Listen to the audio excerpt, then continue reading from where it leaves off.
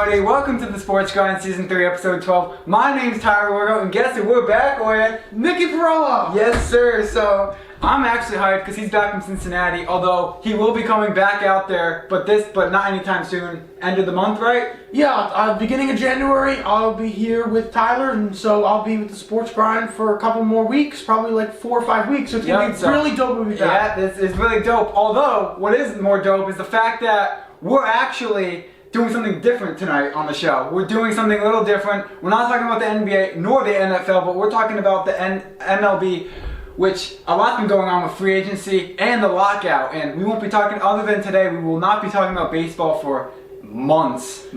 Yeah, definitely. With the lockout really ensuing right now and not much moves happening, kind of everybody did their moves before the lockout, and since there's not going to be really any more moves, we decided that we're going to dedicate our show today just about these moves that happened over the past week, and we're going to go through the teams and see how they look right now. Yes, sir. So, with that being said, we also I just want to put this in right now before we get into talking about the free agency. I want to talk about the Saints and Cowboy game last night. That game was unbelievable to watch. The first half, I had high hopes for the Saints and Taysom Hill, but towards the end, the Cowboys shut them down, and honestly, good game all around, although third quarter, we really started seeing a lot from the Cowboys, but yeah. Yeah, the game. What's your thoughts on that? The game kind of fell away from the Cowboys. I mean, oh God. Let me just start. 3, 2, 1. The game really fell away from the Saints in the third quarter, as you mentioned. I mean, seriously, like, Taysom Hill was throwing picks all over the place, and it was not really that cool to watch.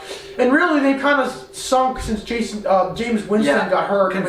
Considering, I like what you said, but considering that Taysom Hill's back, we saw interceptions left and right. I know we saw 2 interceptions from the Saints, but we saw like 4 or 5 interceptions from the Cowboys defense. I mean, the Cowboys defense is absolutely really good, and this is why we see a 7-3 record that the Cowboys have, and this is why the Saints, they're going to lose to injuries, just like the Dodgers. I feel like the Dodgers and the Saints can relate because they're both started off the year well, and then they just end the season off, towards the end of the season off. With injuries, yeah, so I don't like to see it, so yeah, that's the Cowboys-Saints game from last night. So, without further ado, let's get right into this MLB free agency stuff, as it's been really interesting. Yep. So, to start off, Julio Rodriguez is required by the Yankees.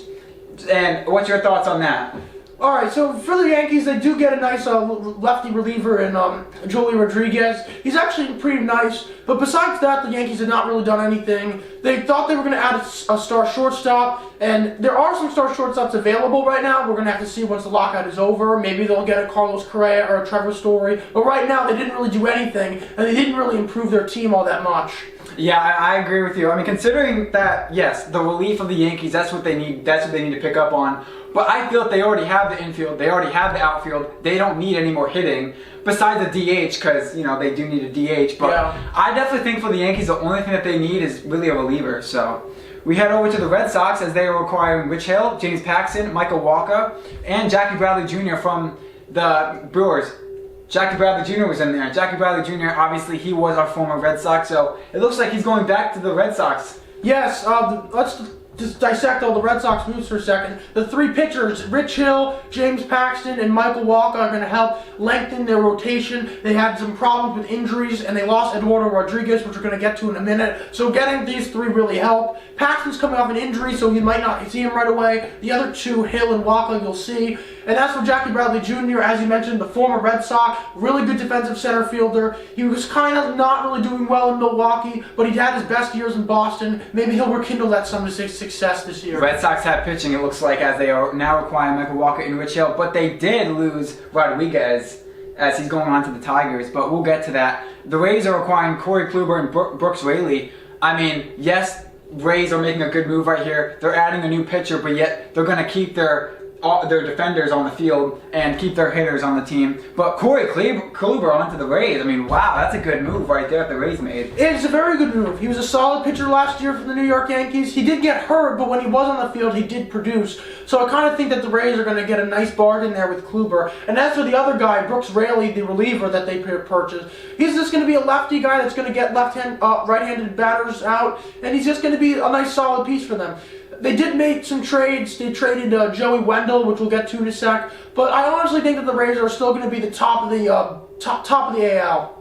Yeah, I mean, I agree with you right there. I mean, considering the Rays had two great back-to-back years, we could definitely see it again. Blue Jays have Yimi Garcia and Kevin Gausman. Kevin Gausman, definitely a guy to look at. Kevin Gausman, he's coming from the San Francisco Giants onto the Blue Jays. That's a good pickup. Obviously, the Blue Jays did lose Robbie Ray, so they could definitely be relying on Kevin Gausman right there. So yeah, definitely. Gausman is basically the Robbie Ray replacement. He had a great years for the San Francisco Giants.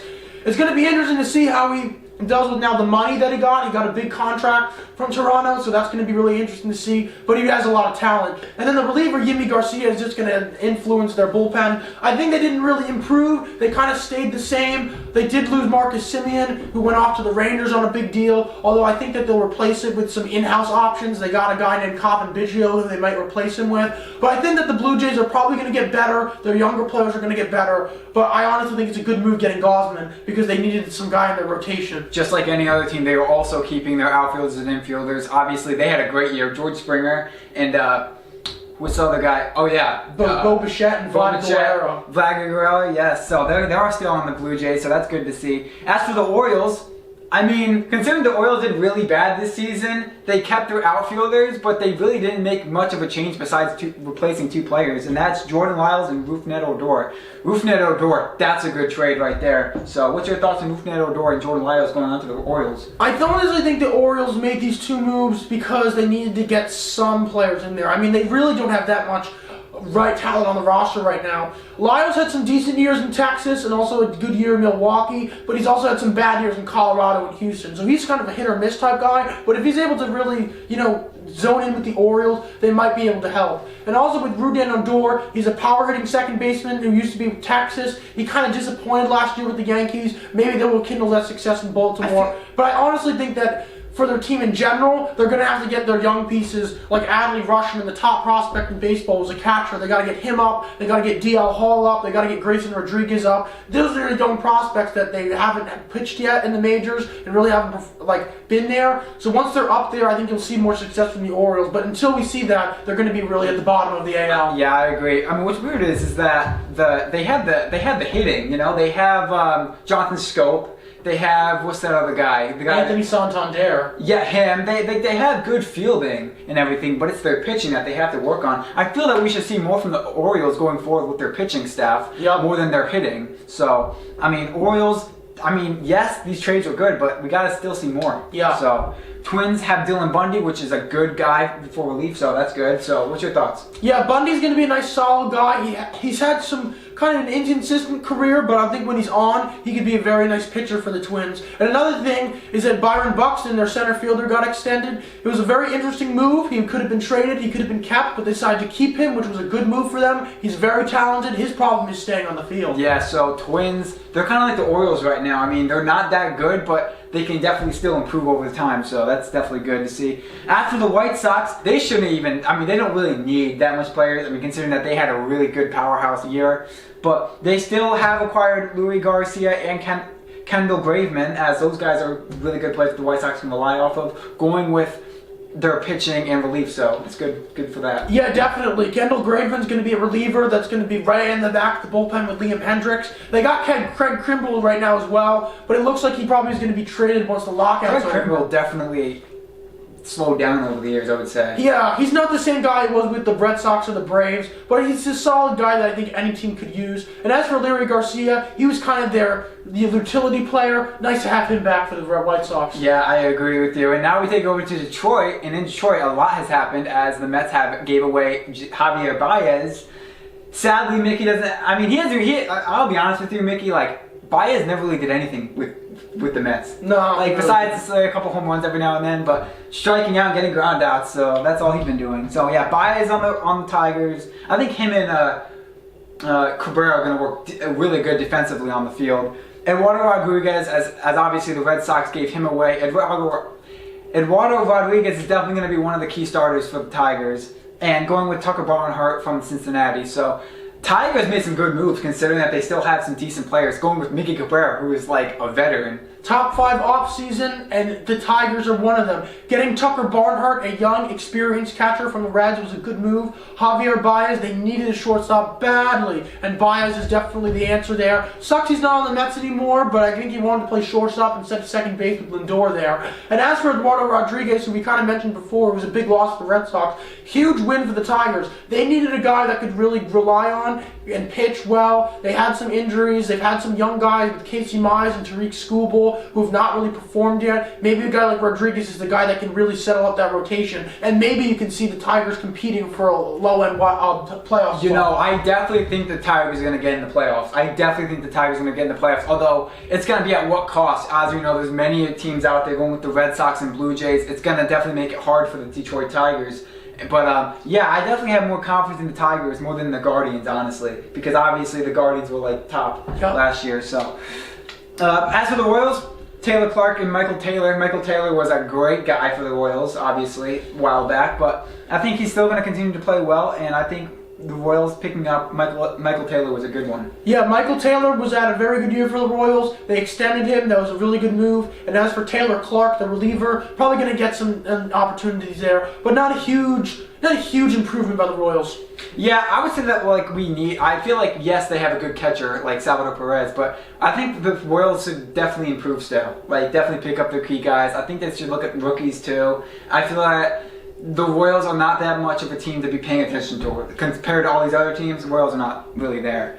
Guardians, they didn't make any change, but I feel like they should, though. Do you think they should? I think they should make some moves. They didn't make any moves, which was kind of They kept Franmil Reyes and Jose Ramirez. Yeah, they did. They did keep those two guys, and those are going to help them. But they really didn't make any significant moves, and they didn't really make any significant losses either. They're just kind of the same. So I don't really know how to evaluate them right now. They're probably a lower end AL. Like I said, they didn't make any trade. With that being said, the Tigers are going to surpass them in the playoffs. As this season we saw the Indians surpass the Tigers, but no, it's going to be the other way around going this year, no doubt. The A's are acquiring Brent Honeywell. Obviously, Brent Honeywell, he's a good rookie, so I think he's going to do well. Yeah, Honeywell was an interesting pickup. He was a top-race prospect who had tons of injuries, and his stock came crashing down. He was able to make his major league debut this year, and now the A's get to take him on a really cheap contract, so it's a really good move for them. A's gave up Mark Canha in their defense. I think that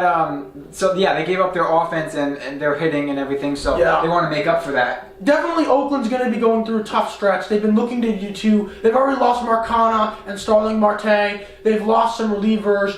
And right now, they're looking to trade everyone. Sean Manaea, Frankie Montas, Chris Bassett, Matt Olson, Matt Chapman. Everyone's going for Oakland. They're going to restart the whole thing. I'm not sure when those trades are going to be happening. Maybe they'll happen in the mid-season or maybe before the season. But right now, we know that Oakland is not going to contend. They already let their manager go to San Diego. They're in a rebuild mode. So all in all, this upcoming season, and possibly even next season, Oakland build-up year. Yep. That's being said. Rangers got Cole Calhoun, John Gray from the Rockies, and I'm going to say this. Corey Seager on the Rangers. Obviously, Corey Seager, one of the best fielders that we've actually ever had in a long time. So, yeah, we lost him to the Rangers. And Marcus Semien, great pickup by the Rangers. Rangers, just like the Tigers, playoff contending team. Absolutely, and they are also one of the top 5 biggest winners of this offseason so far. Look at the moves they made. They spent over $500 million on all these 4 players,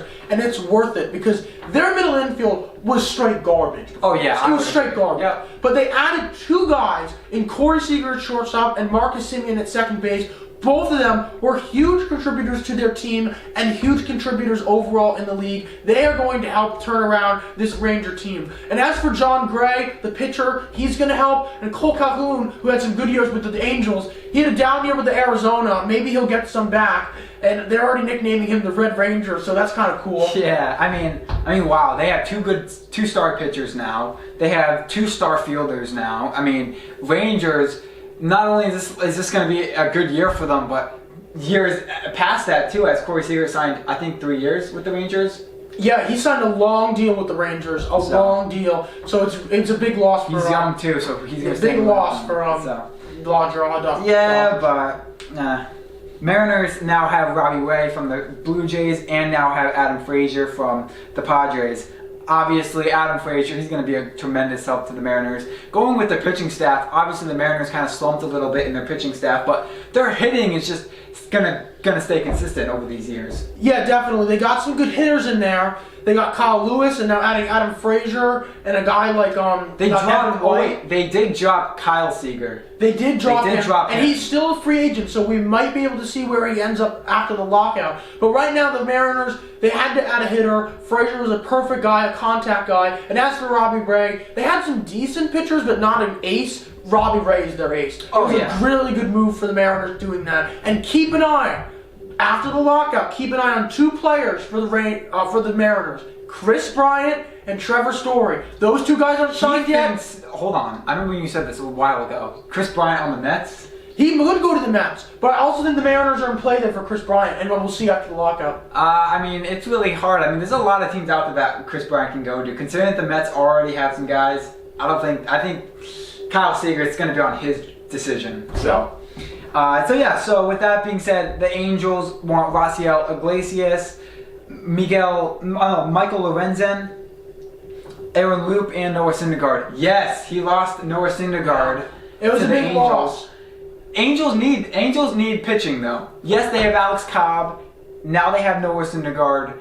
They now have a confident starting lineup, right? Yep. They were only relying on Shohei Ohtani, who's the only guy remaining this year, so they had to add pitching. And they added 2 nice pieces in Michael Lorenzen, who's kind of gone up and down. They need a DH for Ohtani. Ohtani can't be pitching all the time. Exactly, but they have a lot of hitters in Rendon and Mike Trout and Justin Upton. Yeah. They got hitters. The problem with the Angels has always been pitching, and they had to address it. So getting a guy like Michael Lorenzen, who bumped up and down through the rotation in the bullpen in Cincinnati, getting him a starting job in LA is going to be big for him, and he's going to improve. And as for Noah Syndergaard, who's been hurt, he might have a really nice bounce back year for the Angels. Angels have good outfielding too. They kept Mike Trout, which Mike Trout, he gets hurt most of the time.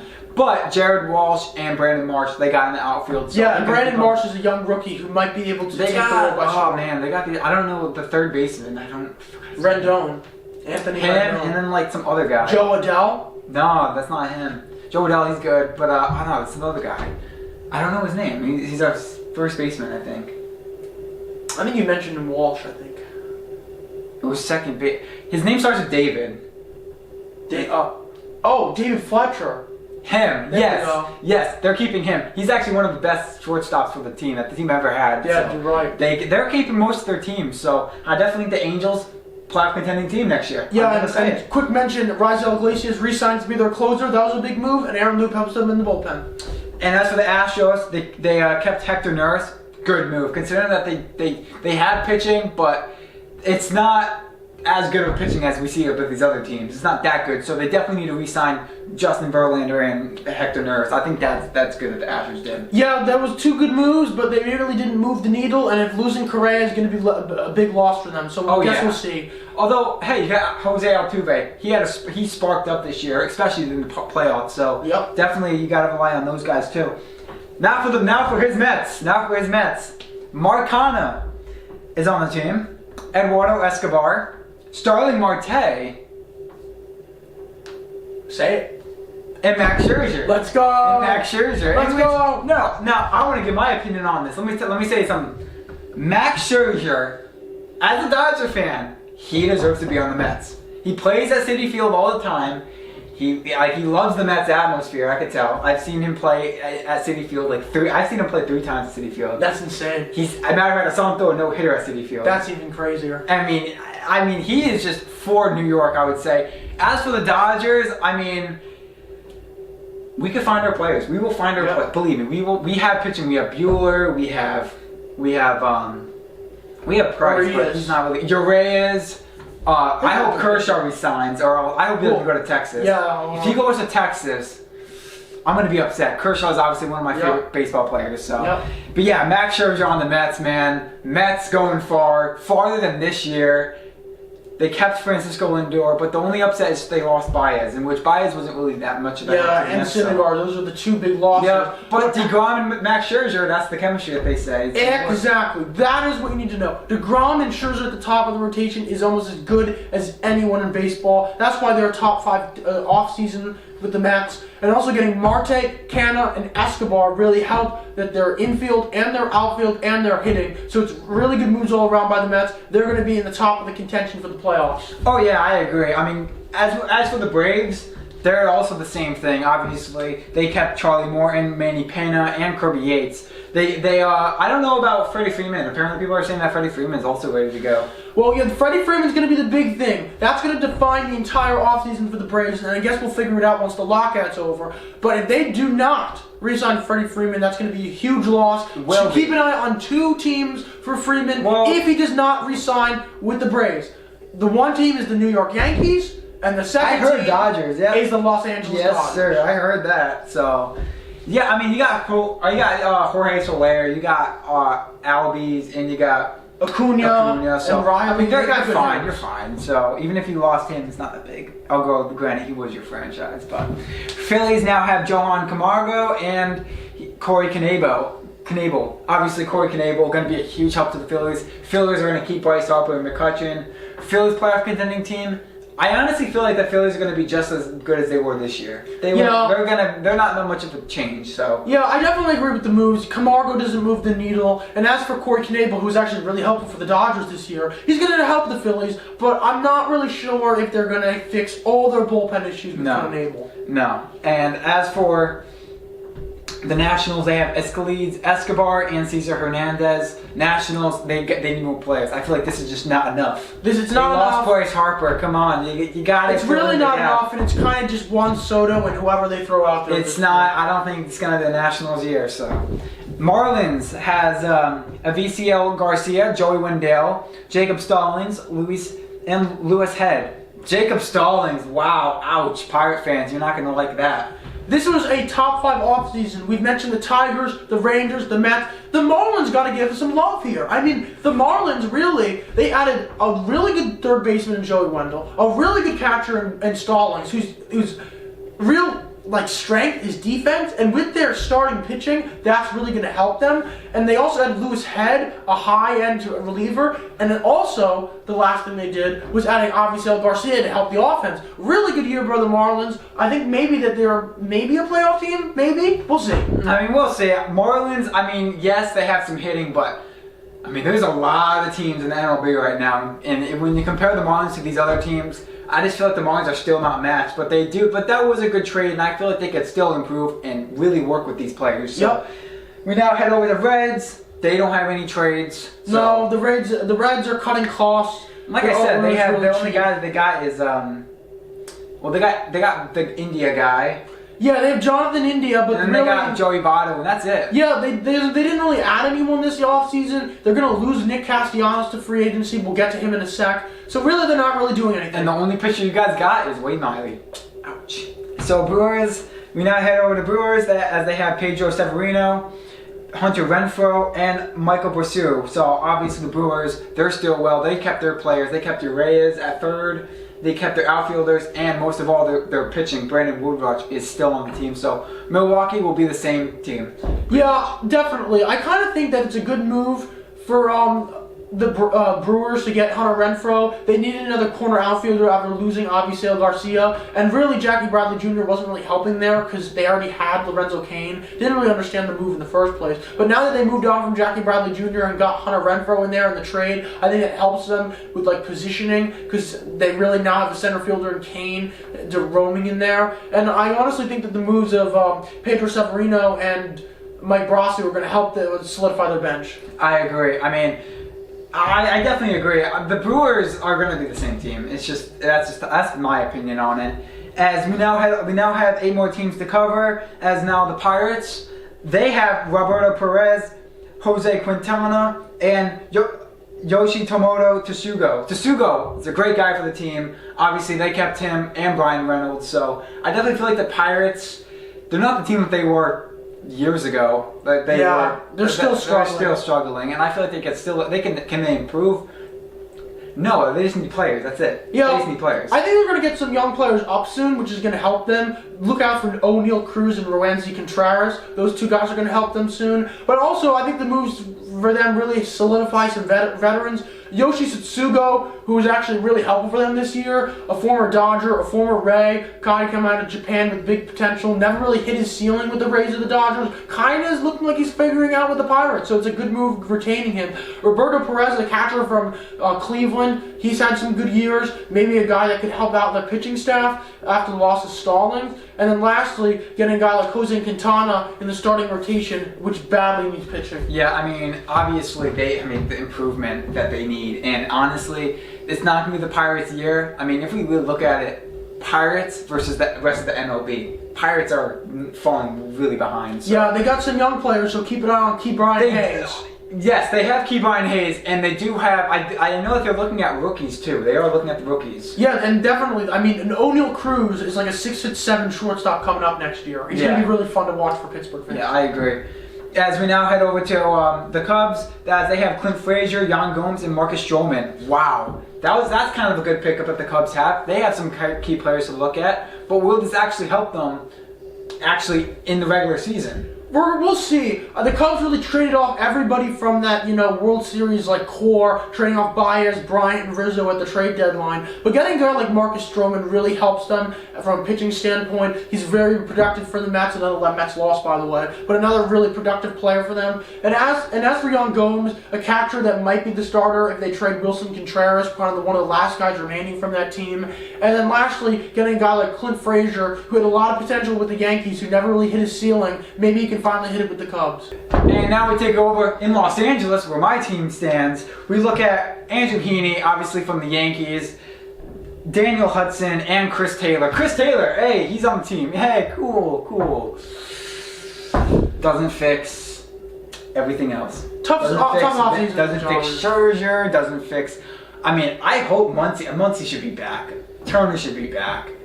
We actually still have Trey Turner, right? Yep. Yeah, we should be good. It's just upsetting seeing Seager and Scherzer go, and that Kershaw's on a free agency. Yeah. I mean, those guys I really looked up to for the Dodgers, yeah. But it's not there anymore. So now we look at San Francisco as they have Brandon Belt, Alex Cobb, Anthony Discaflafani, Alex Wood.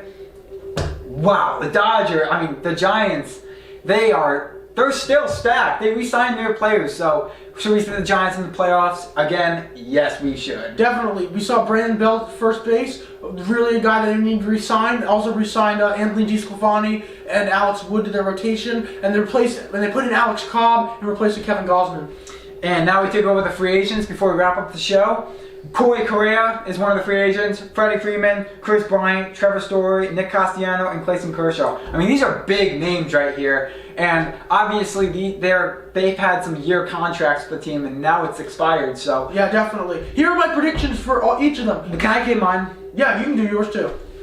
Correa, I don't even know actually for Correa and Freeman. Freeman and Correa, I actually don't even know. I'm putting there's 32 teams. Chips in the center of the table. I'm putting in Carlos Correa back to Houston. I think he ends up back. Yeah, honestly, I think Freeman should get traded. I think there's a lot of teams that want Freeman.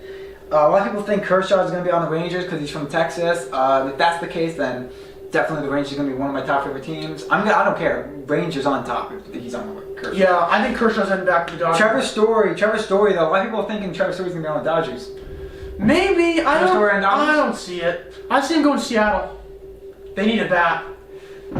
But they have outfield. They need an infielder. They need a guy to play third base. And yes, Trevor Story can play third base. So yeah, I mean, honestly, a lot's been going on. We couldn't really get to all the teams because obviously that's just so much teams. I mean, and a lot of opinions on this. But that will do it for baseball until the lockout is over. Yep. And with that being said, my name's Tyler Werga. And I'm Mickey Perella. Thank you guys for tuning in to Sports Grind Season 3, Episode 12.